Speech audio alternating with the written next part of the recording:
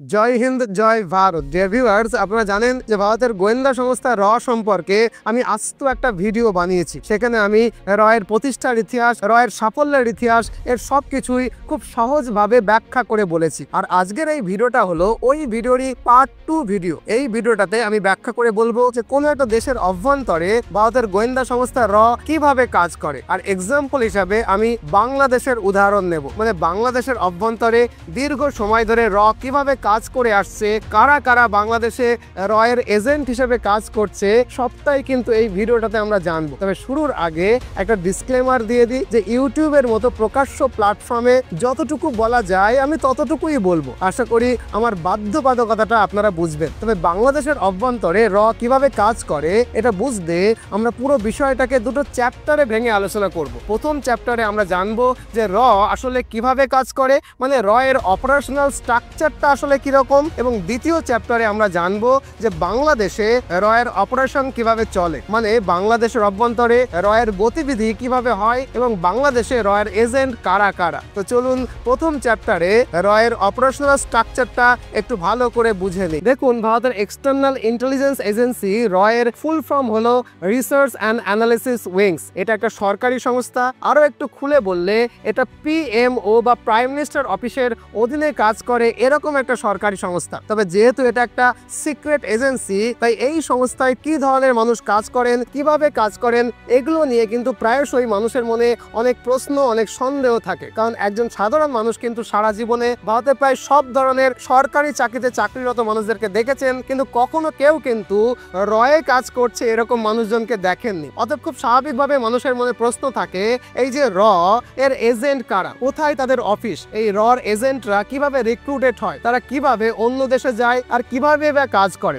আজকের এই ভিডিওটাতে কিন্তু আমরা এই বিষয়গুলো একটু ভালোভাবে জানার চেষ্টা করব। দেখুন, প্রথমেই বলেছি যে র একটা সরকারি প্রতিষ্ঠান, তাই এই সংস্থায় যারা কাজ করেন তাদের একটা বড় অংশ কিন্তু ভারত সরকারের কাছ থেকে বেতন পান। বড় অংশ কেন বলছে, কারণ সবাই কিন্তু বেতন পায় না। যারা স্যালারি পায় তাদেরকে বলা হয় রয়ের অফিসার বা রয়ের কর্মকর্তা। তবে যারাই রয়ের সঙ্গে যুক্ত তারা সবাই কিন্তু অফিসার নয়, বিষয়টা পরে বলছি। তার আগে বলে নিই যে ভারতের বৈদেশিক গোয়েন্দা সংস্থা রয়ের চিফ বা প্রধানকে বলা হয় সেক্রেটারি রিসার্চ। সাধারণত এই পদে একজন সিনিয়র আইপিএস বা সিনিয়র আইএফএস কর্মকর্তা নিয়োগ পেয়ে থাকেন। সেক্রেটারি রিসার্চের পরে নেক্সট পোস্ট হলো জয়েন্ট সেক্রেটারি। এই জয়েন্ট সেক্রেটারি হলো রয়ের সেকেন্ড মোস্ট ইম্পর্টেন্ট পোস্ট। তবে জয়েন্ট সেক্রেটারিকে সাধারণত কন্ট্রোলার বলা হয়, কারণ তার অধীনে একটা নির্দিষ্ট ডেস্কের দায়িত্ব কিন্তু থাকে। উদাহরণস্বরূপ ধরুন, আফগানিস্তান, পাকিস্তান আর নেপাল নিয়ে একটা ডেস্ক, আবার বাংলাদেশ, মায়ানমার, দক্ষিণ এশিয়ার দেশগুলো নিয়ে আরেকটা ডেস্ক, এরকম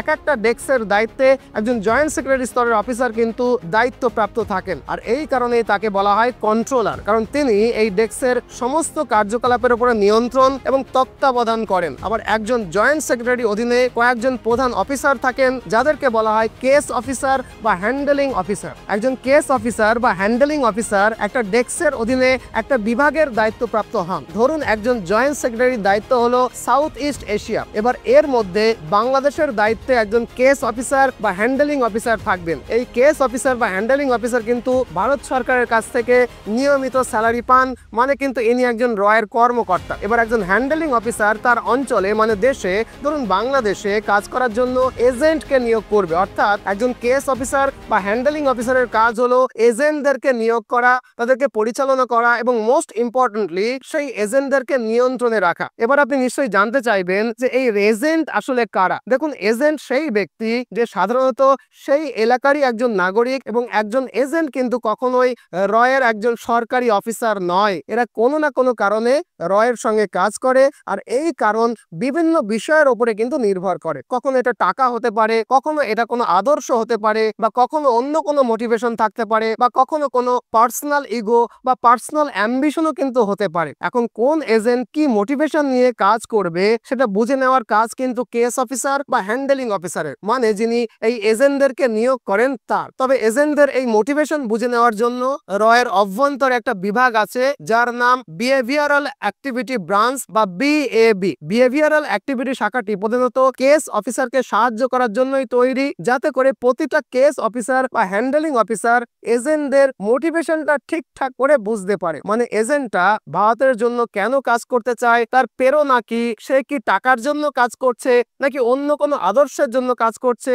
নাকি তার কোনো পার্সোনাল অ্যাম্বিশন রয়েছে, নাকি অন্য কোনো কারণ রয়েছে, এই বিষয়টা বিশ্লেষণ করে বিহেভিয়ারাল অ্যাক্টিভিটি অফিসার। এই বিশ্লেষণের উপরে ভিত্তি করেই একজন হ্যান্ডেলিং অফিসার বা কেস অফিসার এজেন্টের মোটিভটাকে কন্টিনিউয়াসলি বুঝতে থাকে এবং বিশ্লেষণ করতে থাকে। ক্রমাগত এই বিশ্লেষণ এবং বিহেভিয়ারাল স্টাডি থেকে জানা যায় যে এই এজেন্টকে কতদিন এবং কতটা কাজে লাগানো যেতে পারে। আবার এর মধ্যে দিয়েই আরো একটা বিষয় কিন্তু জানার চেষ্টা করা হয় যে ওই এজেন্ট ডাবল ক্রস করছে না তো, অর্থাৎ আমাদের সঙ্গে কাজ করার সময় একই সঙ্গে শত্রু পক্ষ বা শত্রু গোয়েন্দা সংস্থার সঙ্গেও যুক্ত হয়ে যায়নি তো। আশা করি এই অবধি বুঝলেন। এবার আমরা জানবো যে একজন র এজেন্ট কিভাবে একজন অ্যাসেটে পরিণত হয়, মানে কখন একজন র এজেন্ট একটা র অ্যাসেটে পরিণত হয় সেই বিষয়টা আর কি। আসলে একজন অ্যাসেটও কিন্তু একজন এজেন্টই হয়। পার্থক্য হলো যখন একজন এজেন্ট দীর্ঘদিন ধরে ইন্টেলিজেন্স এজেন্সির সঙ্গে যুক্ত থাকতে থাকতে খুব কার্যকারী প্রমাণিত হয়, তখন কেস অফিসার বা হ্যান্ডেলিং অফিসার তার উপরে এতটাই ভরসা করতে শুরু করে যে তাকে আরো অনেক উন্নত ধরনের ট্রেনিং দেয়। এই প্রশিক্ষণের সময় এজেন্টকে বিশেষভাবে তৈরি করা হয় যাতে যে কোনো কঠিন অপারেশনের লম্বা সময়ের জন্য তাকে কাজে লাগানো যেতে পারে। যখন কোনো একজন এজেন্ট এই স্তরে পৌঁছে যায় তখন তাকে বলা হয় অ্যাসেট। তবে এজেন্ট অ্যাসেট হবে কিনা সেটা পুরোপুরি কেস অফিসার বা হ্যান্ডেলিং অফিসারের সিদ্ধান্তের উপরে নির্ভর করে। বিষয়টা ওই ব্যক্তির এনগেজমেন্ট এবং বিশ্বাসের উপরে নির্ভর করে। আশা করি অ্যাসেট কাকে বলে এটা আপনাদেরকে বোঝাতে পারলাম। এই অ্যাসেট নামটা একটু মনে রাখুন, কারণ বাংলাদেশের বিষয়ে আলোচনা করার সময় কিন্তু বারবার এই অ্যাসেট শব্দটা ঘুরে ফিরে আসবে। যাই হোক, আমি শুরুতেই বলেছিলাম যে জয়েন্ট সেক্রেটারি অধীনে দুই ধরনের অফিসার কাজ করে। প্রথম ধরনের অফিসার হলো কেস অফিসার, যার কাজ হলো এজেন্ট এবং অ্যাসেটকে পরিচালনা করা। আর দ্বিতীয় ধরনের অফিসার যার কথা এখন বলবো সেই অফিসার হলো বিশ্লেষক বা অ্যানালিস্ট। এই বিশ্লেষকরা বেশিরভাগ ক্ষেত্রেই ডেস্কের পেছনে কাজ করেন, মানে গ্রাউন্ড থেকে আসা তথ্য সংগ্রহ করেন এবং সেই তথ্যকে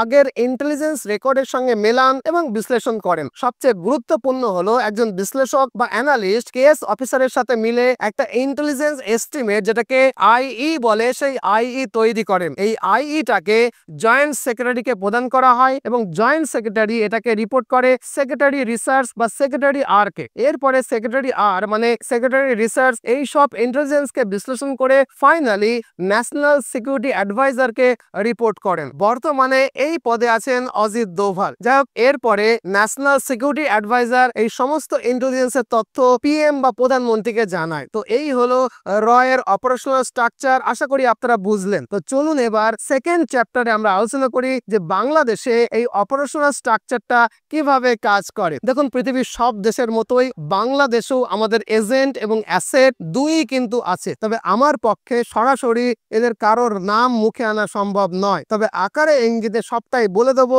এই কথাটা কিন্তু দিচ্ছি। এই ধরুন, বাংলাদেশে এমন অ্যাসেট আছেন যাদেরকে আপাত দৃষ্টিতে বিশ্বাস করা কঠিন যে ইনি একজন অ্যাসেট, কারণ একজন অ্যাসেটকে লম্বা সময় ধরে গড়ে তোলা হয় যাতে করে যে কোনো লং টার্মে আপাত ডেঞ্জারাস সিচুয়েশনে এরা কাজে আসে। আর এই অ্যাসেটদেরকে এমন ভাবে ক্যাটেগরাইজ করা হয় যাতে গভর্নমেন্ট এ থাকলেও আমাদের কন্ট্রোলে থাকে, আবার যদি গভর্নমেন্ট এ উল্টে গিয়ে গভর্নমেন্ট বি আসে তখনও যেন সেই গভর্নমেন্ট আমাদেরই কন্ট্রোলে থাকে। মানে একটা খেলায় টিম এ এবং টিম বি দুই জায়গাতেই আমাদের খেলোয়াড় থাকবে। ব্যাপারটা আশা করি বোঝাতে পারলাম। যেমন যে সময়ে শেখ হাসিনা সরকার খুব স্মুথলি বাংলাদেশে চলছিল তখনও কিন্তু আমরা প্ল্যান করে রেখেছিলাম যে যখন হাসিনা সরকারের পতন হবে তখন কে কে ফ্রন্ট রোতে বা সামনের সারিতে আসতে পারে, কার কার ক্ষমতায় আসার সম্ভাবনা কতটা। আর এর সবটাই কিন্তু ভেবে রাখা হয়েছিল, প্ল্যান করে রাখা হয়েছিল। যেমন নিন্দুকেরা বলে যে বাংলাদেশে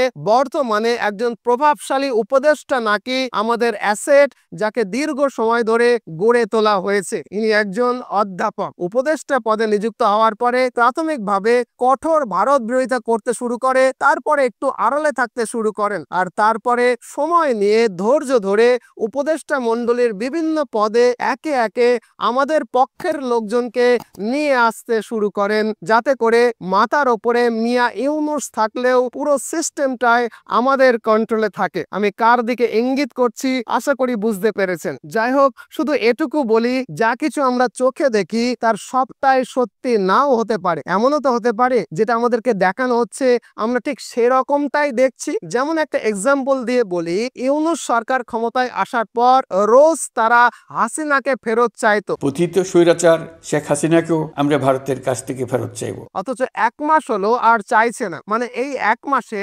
বাংলাদেশে এমন একটা ঘটনা ঘটে গেছে যে ইউনূস সরকারের কিন্তু আর হাসিনাকে ফেরত পাওয়ার মুখ নেই। বিষয়টা কি? বিষয়টা হলো বাংলাদেশের একজন প্রভাবশালী সোশ্যাল মিডিয়া স্পিকার দীর্ঘ সময় ধরে বাংলাদেশের আমজনতার বিশ্বাস অর্জন করেছে। তার উস্কানিতেই এই স্পর্ধার জবাব দিতে হবে। এই স্পর্ধার জবাব দেব আমরা ধানমন্ডি 32 নাম্বার গুড়িয়ে দিয়ে। বাংলাদেশে এমন একটা ঐতিহ্যবাহী বিল্ডিংকে ভেঙে ফেলা হয়েছে যাতে করে মিয়া ইউনূস এর হাসিনাকে ফেরত চাওয়ার আর কোন রকমের মুখ না থাকে। শুধু এখানেই শেষ নয়, নিন্দুকেরা বলে যে হাসিনা পরবর্তী সময়ে এই প্রভাবশালী স্পিকার ক্রমাগত তার সুকৌশলী ভাষণবাজির মাধ্যমে প্রথমে উপদেষ্টা মণ্ডলীকে সমর্থন করেছে, তারপরে উপদেষ্টা মণ্ডলীকে ক্রমাগত মিসগাইড করে গেছে, আর এখন রোজ এই উপদেষ্টা সরকারের বিরুদ্ধে পাবলিককে রীতিমতো খেপিয়ে তুলছে। মানে ক্রমাগত খুব সুকৌশলী ভাষণবাজি করে বাংলাদেশের অভ্যন্তরে ইউনূস বিরোধী মনোভাব তৈরি করে ফেলেছে এবং অবশ্যই এমন একটা অরাজক পরিস্থিতি সৃষ্টি করে রেখেছে যেটা আসলে আমাদের পক্ষেই যাচ্ছে। নিন্দুকেরা বলে যে ভালো করে পর্যবেক্ষণ করলে বোঝা যায় ইনি বাংলাদেশের কাছে মামা শকুনের মতো বাংলাদেশকে সদা সর্বদা এমন কুবুদ্ধি দিয়ে যাচ্ছে যাতে বাংলাদেশকে সারা বছর অস্থিতিশীল করে রাখা যায়। আবার নিন্দুকেরা এও বলে যে বাংলাদেশের সেনাবাহিনীতে এমন অনেক অফিসার রয়েছেন যারা অনেক সিনিয়রকে টপকে উচ্চ সেনা পদে অধিষ্ঠিত হয়েছেন। আমি কোন উচ্চ পদকে ইঙ্গিত করছি একটু বুঝে নিতে হবে আর কি। এই সেনা অফিসাররা আসলে দীর্ঘ সময় ধরে গড়ে তোলা এক একজন অ্যাসেট যারা দায়িত্ব নিয়ে শেখ হাসিনাকে নিরাপদে ভারতে পাঠানোর ব্যবস্থা করেছিল এবং শেষ প্রায় 1 বছর ধরে আমাদের স্বার্থেই কাজ করে যাচ্ছে। আবার আমি নাম বলতে চাই না, অথচ নিন্দুকেরা বলে বাংলাদেশের 2 জন ধনকুবের মানে খুব বড় মাপের ইন্ডাস্ট্রিয়ালিস্টও কিন্তু আমাদের অ্যাসেট। এদের দুজনই খুব গরিব অবস্থা থেকে আজকের এই ধনকুবেরে পরিণত হয়েছে। আসলে প্রাথমিক জীবনে এজেন্ট হিসাবে পরবর্তীতে এমন বিশ্বাসযোগ্য অ্যাসেটে পরিণত হয়েছে যে এদেরকে ধনী বানানো হয়েছে যাতে করে ধনী হওয়ার কারণে এরা বাংলাদেশের সমাজে প্রভাবশালী হয় আর সেই প্রভাবকে দীর্ঘ সময় ধরে আমাদের পক্ষে কাজে লাগানো যায়। যেমন একজন ধনী ইন্ডাস্ট্রিয়ালিস্ট হাসিনা বিরোধী আন্দোলনে বড় ফান্ড করেছিলেন। নিন্দুকেরা বলেন যে তিনিও একজন অ্যাসেট। এখন আপনি প্রশ্ন করতেই পারেন যে হাসিনা বিরোধী ফান্ড কেন করবে? হাসিনা তো আমাদের পক্ষের লোক। দেখুন, পক্ষের লোক যখন ক্ষমতায় থাকে না তখন নতুন পক্ষে নিজের লোক ঢুকিয়ে দেওয়াটাই কিন্তু রাজনীতি। নিন্দুকেরা বলে এভাবেই সাপ হয়ে দংশন করে আর ওজা হয়ে ঝাড়ানোর মধ্যে দিয়েই দেশে দেশে আসল গেমটা খেলে দেওয়া হয়। অতএব আম বাংলাদেশিরা যতই লাফালাফি করুক, পুরো বাংলাদেশের পুরো সিস্টেমটা এখনো আমাদেরই নিয়ন্ত্রণে এবং আগামী 100 বছর আমাদের নিয়ন্ত্রণেই থাকবে। কারণ আজকে যে ছেলেটা সারা বাংলাদেশে বিতর্ক প্রতিযোগিতায় প্রথম হবে সে আমাদের র্যাডারে আছে। আজকের দিনে যে ছেলেটা সাধারণ সেনা হিসাবে বাংলাদেশ আর্মিতে যোগ দিয়েছে অথচ আগামী দিনে উচ্চ পদে যাওয়ার সম্ভাবনা রয়েছে সেও আমাদের র্যাডারে আছে। বাংলাদেশে সোশ্যাল মিডিয়াতে কাল যে ছেলেটা অ্যাকাউন্ট ওপেন করলো অথচ যার মধ্যে সম্ভাবনার ঝলক আছে সেও কিন্তু আমাদের চোখে চোখে আছে, নজরে আছে। এবছর যারা বাংলাদেশ সিভিল সার্ভিস পাশ করলো তারা সকলেই কিন্তু আমাদের র্যাডারের মধ্যেই আছে। এদেরকে বারবার বিশ্লেষণ করে এদের মোটিভটাকে খুঁজে বের করতে হবে আর মোটিভ বুঝে এদের মধ্যে থেকেই আমাদের আগামীর এজেন্ট তৈরি হবে আর এই এজেন্টদের মধ্যে থেকেই আগামীর অ্যাসেটকে আমাদের তৈরি করতে হবে। আর এভাবেই সারা বাংলাদেশে এমন কোনো ক্ষেত্র থাকবে না যেখানে আমাদের অ্যাসেট থাকবে না। অতএব আমরা আগামী 100 বছরের প্ল্যান করে এগোচ্ছি। একটু আধটু ভালো সময় খারাপ সময় এটা তো আসবে, এটাই স্বাভাবিক। সবকিছু নিয়েই আমাদেরকে সামনের দিকে এগোতে হবে। আগামী 100 বছরের মধ্যেই অখণ্ড ভারত আমরা প্রতিষ্ঠা করব, এটাই কিন্তু নিয়তি। আশা করি আপনারা প্রত্যেকেই এ ব্যাপারে আমার সঙ্গে একমত হবেন। যাই হোক, নতুন ভিডিও নিয়ে আবার দেখা হবে। ততক্ষণে ভালো থাকুন, সর্বদা ভারতের পক্ষে থাকুন। জয় হিন্দ, জয় ভারত।